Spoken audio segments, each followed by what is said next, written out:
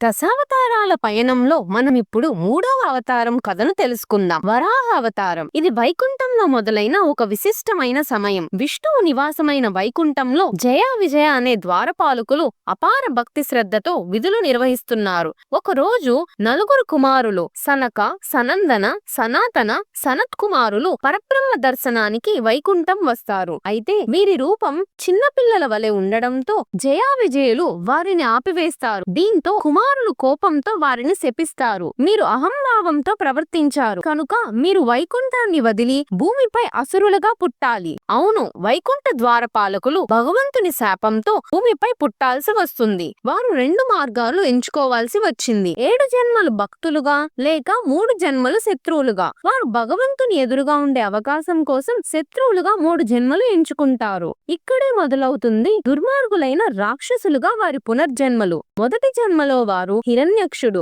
మరియు హిరణ్యకశిపుడిగా జన్మిస్తారు. శాపం కారణంగా రాక్షసుడిగా పుట్టిన హిరణ్యక్షుడు దురహంకారంతో భూదేవిని అపహరిస్తాడు. ఆమెను సముద్ర తలానికి తీసుకెళ్తాడు. ప్రపంచం మొత్తం చీకటిలో మునిగిపోతుంది. భూమి లేక జీవం నిలవదని దేవతలు భావిస్తారు. అప్పుడు విష్ణువు ఒక గొప్ప రూపంలో అవతరిస్తాడు. వరాహ రూపంలో. ఒక దృఢమైన దంతాలు కలిగిన వరాహ రూపంలో పరమశక్తితో నిండిన దివ్య అవతారం. విశ్వాన్ని కాపాడడానికి వరాహుడు భూదేవిని వెతుకుతూ సముద్ర గర్భంలోకి దూకుతాడు. అక్కడ హిరణ్యక్షుడితో ఘోర యుద్ధం ప్రారంభమవుతుంది. ఈ యుద్ధం ఏకంగా 1000 ఏళ్ల పాటు జరుగుతుంది. ధర్మం తరపున యుద్ధం చేసిన వరాహుడు చివరికి హిరణ్యక్షుణ్ణి సంహరిస్తాడు. తరువాత వరాహుడు తన మోచేతుల మధ్య ఉన్న భూదేవిని తన శక్తివంతమైన దంతాలపై మోస్తూ నీటిపైకి తీసుకువెళ్తాడు.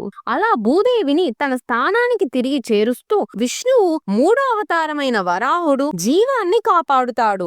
ఇది వరాహ అవతారం. భూమిని అంధకారంలో నుంచి బయటకు తీసిన ఓ దివ్య ప్రయత్నం. ఇది కేవలం ఒక రాక్షసుడిపై గెలిచిన సంగతే కాదు, భూమికి మళ్లీ జీవం తీసుకొచ్చిన సమయం, ధర్మం మళ్లీ నిలబడిన క్షణం. ఇది దశావతారాల్లో 3వ మెట్టు, వరాహ అవతారం. ఇంకా అద్భుతమైన దేవకథల కోసం వీడియో నచ్చితే లైక్ చేయండి, షేర్ చేయండి, ఛానల్ కు సబ్స్క్రైబ్ అవ్వండి. తరువాతి ఎపిసోడ్ లో నరసింహ అవతారంతో మళ్లీ కలుద్దాం.